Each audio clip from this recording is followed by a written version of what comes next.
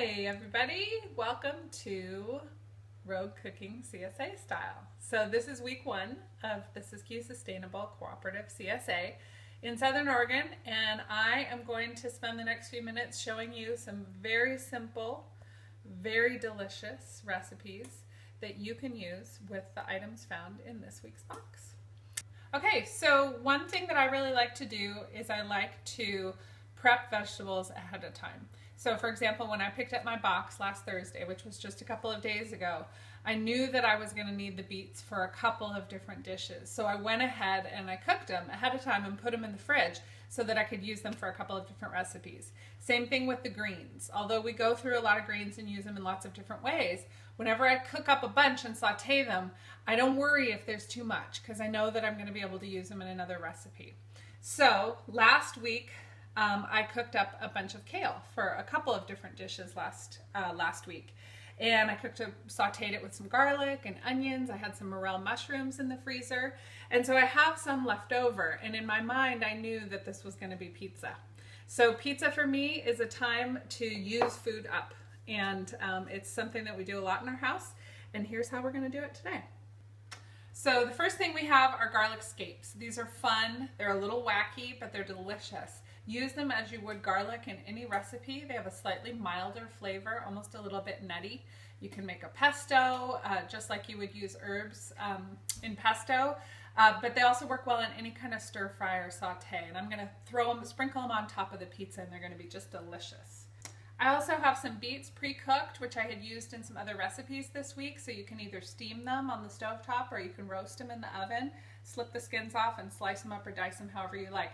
For today, I sliced them into about 1-inch slices, and we're going to sprinkle them on pizza, almost like pretend like they're pepperoni. And then others I left cubed and in larger pieces for a beet salad that we're going to be making. We also have kale that I've already sauteed. Remember, this was left over from another meal, and it's perfect on pizza because I don't even have to cook it. It's already all set to go. There's some mushrooms sauteed in there, some onions, and I even cooked it all in bacon grease, so it's going to be really awesome. Because I don't have quite enough greens for my tastes for the pizza, I'm also going to supplement with some of the spinach that came in the box this week. Bacon, because bacon is good with everything, and I will get my kids to eat a lot more greens if there's bacon involved, so that will be going on our pizza. And then I will also be using goat cheese, which came in my box, and this one has a little bit of lavender flavor, which I think is going to be great on the pizza. Okay, so I've diced up the garlic scapes into just a really fine dice, and I could saute them ahead of time, but because I don't have anything else to saute in this dish, the other things are pre-cooked, I'm just going to sprinkle them on top almost like a garnish, along with some of the fresh herbs. This week we received a bundle of a variety of herbs. There was oregano in there, there was rosemary, and a couple of others. And I just hang them in the kitchen to dry, and I just pick off what I need as I use them, even in various stages of drying. And some get all the way dried and then stored for later, but mostly I just use them as I go. So that's that. Okay, so for the pizza, and pizza is a go-to thing in our house, I do take a lot of liberties and make pizza with all kinds of crazy things on top. Basically, it starts with a just very simple crust. You can make one your own from any basic recipe, or you can pick one up at the store pre-made, or this one was just a ball of dough that you can buy at the co-op. Really cheap and easy, and I didn't have time to make one today, so that's what we did.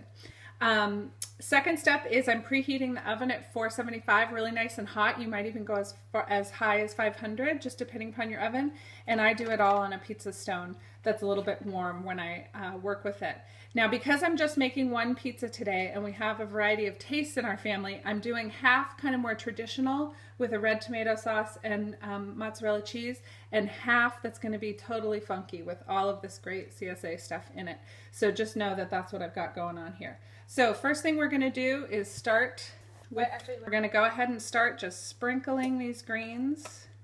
And the sauce that I used on the veggie side of the pizza, the CSA side I'll say, is just a salad dressing. You could use whatever you have in the fridge just to kind of flavor up that crust and keep it nice and moist. You could use ranch dressing, you could use like a tahini based dressing, you could even use a balsamic. And because I really like a lot of greens, I'm going to go ahead and just fill in with this spinach. It's just raw, Doesn't need to be sauteed first. It's going to wilt in the heat. With all the other good stuff on it, it's going to be just delicious.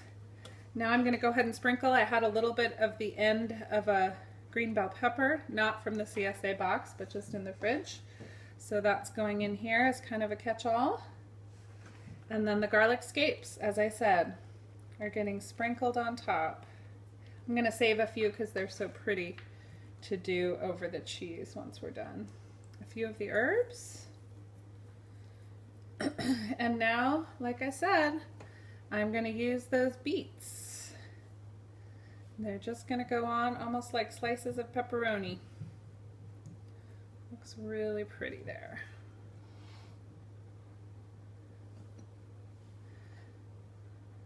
The beets do really, really well on pizza. They're kind of meaty, hold a lot of flavor, and their texture works really well on pizza. And the bacon, just have to throw some bacon on there because we can. It also makes it so my kids tend to eat a few more vegetables if there's bacon involved. Okay, now on this one, I am gonna do the goat cheese. And what I like to do is just kind of spoon it off in little balls. My fingers are pink from the beets, so our cheese is going to be pink, but that's okay. And I just kind of do a few blobs. It doesn't melt like other cheeses, but it gets nice and soft and gooey and so delicious. It's really fabulous on pizza.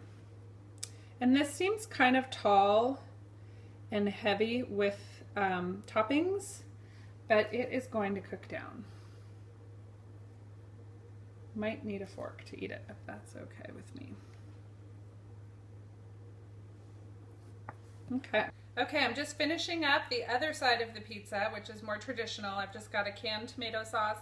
If you've got tomatoes that you put up last year, this would be a great way to use them.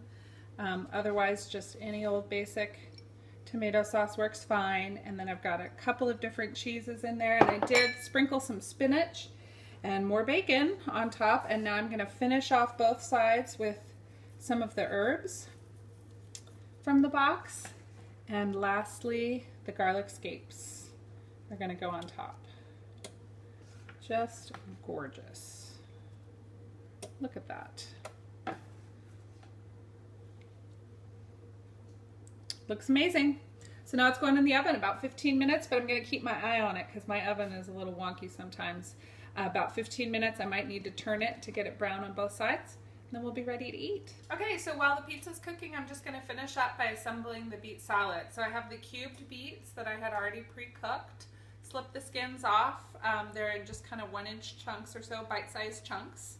To those, I'm going to just add a handful of nuts. You can use walnuts, pecans, whatever you've got. These happen to be pecans, and they are in halves and kind of roughly chopped, which I think works really well.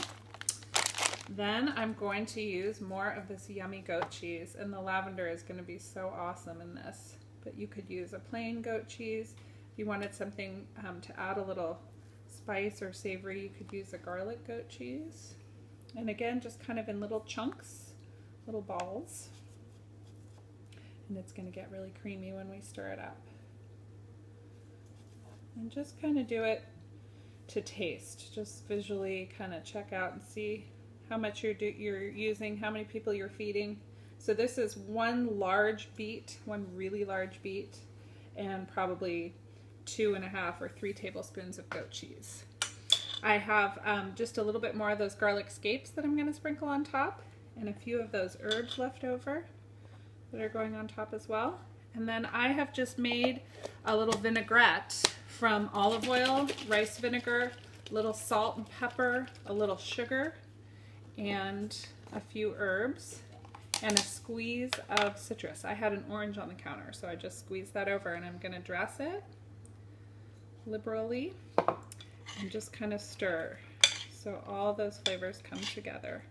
It's going to be citrusy, it's going to be tangy, it's going to be sweet from those beets, and the nuts add a really nice crunch. Finish it off with a few more of those scapes, and we are done. Wow, look at that. Just as delicious as I hoped.